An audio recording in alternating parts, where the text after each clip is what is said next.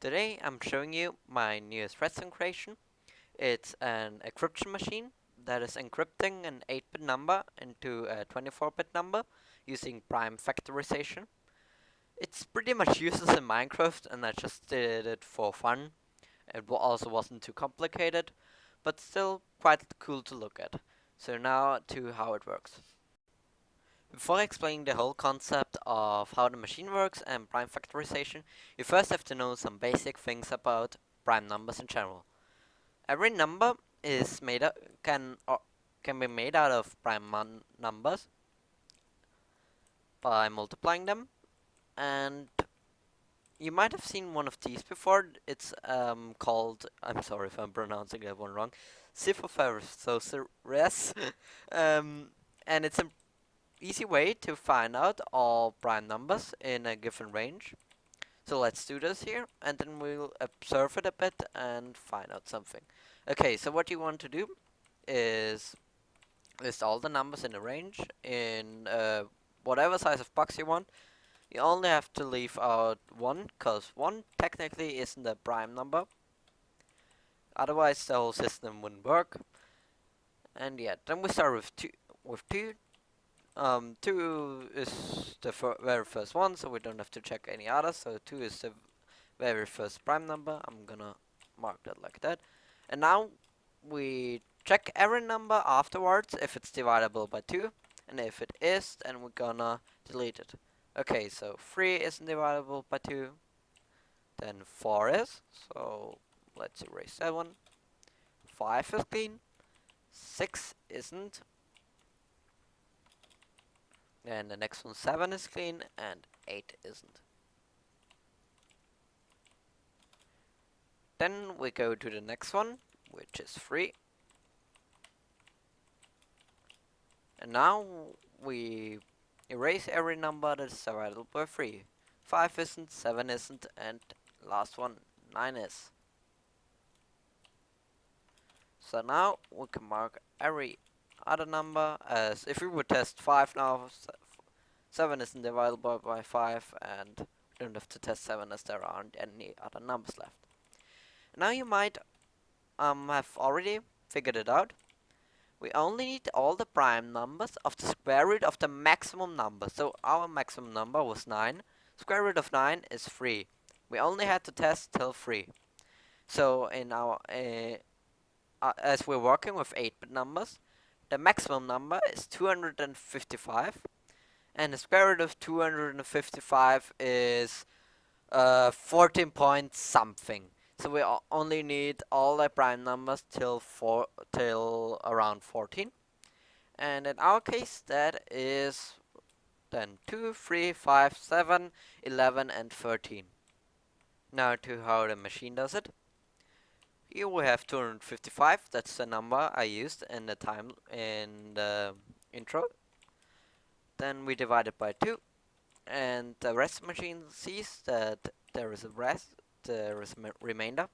So it puts a cross over here because it doesn't work and doesn't write anything to the memory.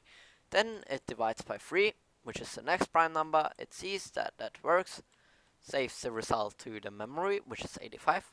Then tries dividing by 3 again, doesn't work.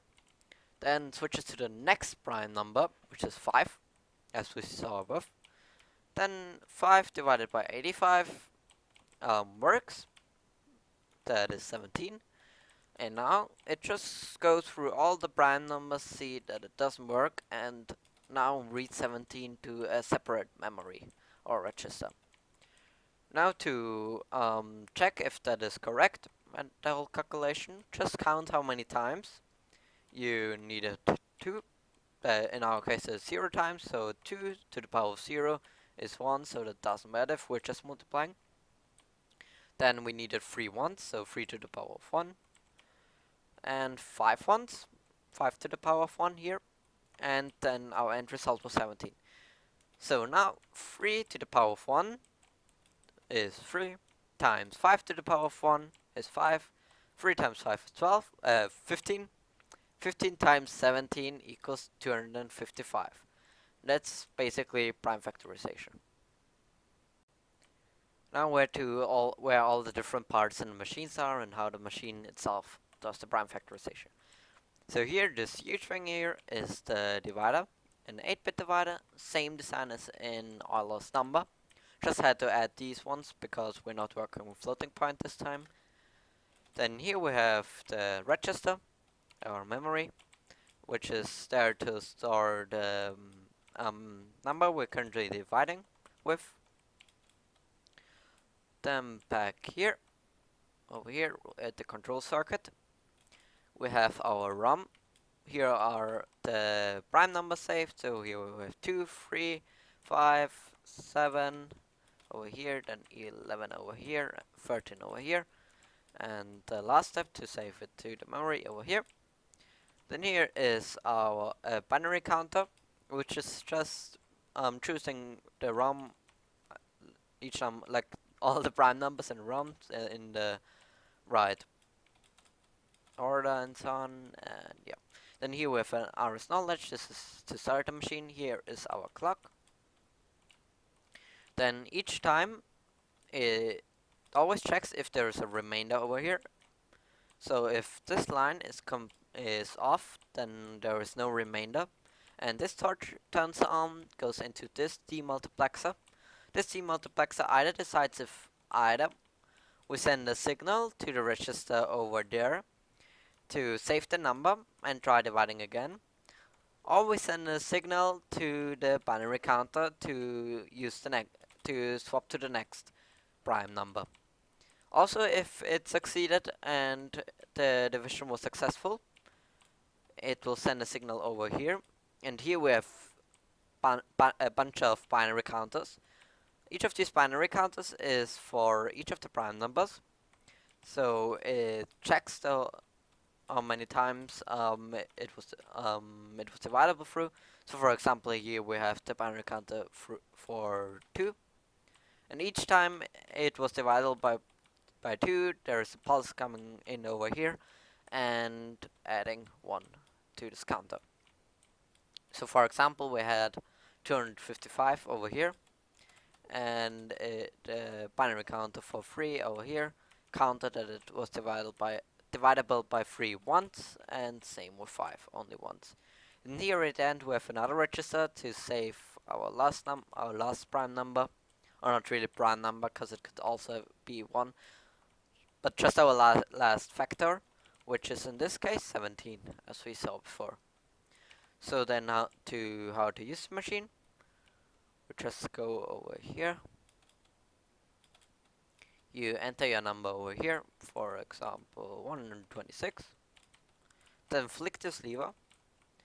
Here with a multiplexer, I just built it in case someone wants to hook up some sort of memory, for example like RAM, and then do it automatically. Then after we press the button and saved it in, unflick the lever, that's very important. Then press the button. It will automatically reset the previous one, and now it will start working. You can see it first divides by 2, then that is possible, so this torch turns on, and soon you'll see, yep, it worked. You can also see all the results over here while it's working. Now it's dividing by 3, couldn't divide by 2. Let's see if that works. Yes, it does.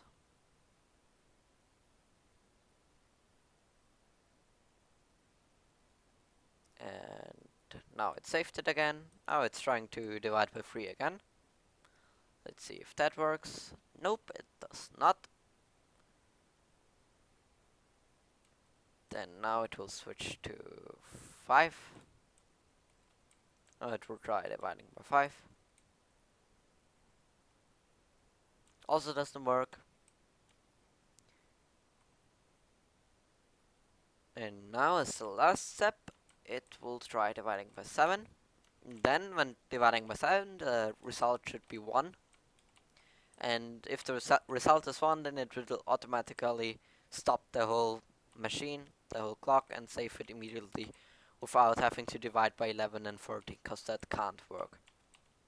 So now you see no remainder automatically jumped over here, and here we have our results. So we saved him 126, and 126 is 2 to the power of 1 times 3 to the power of 2 times 5 to the power of 1 times 1.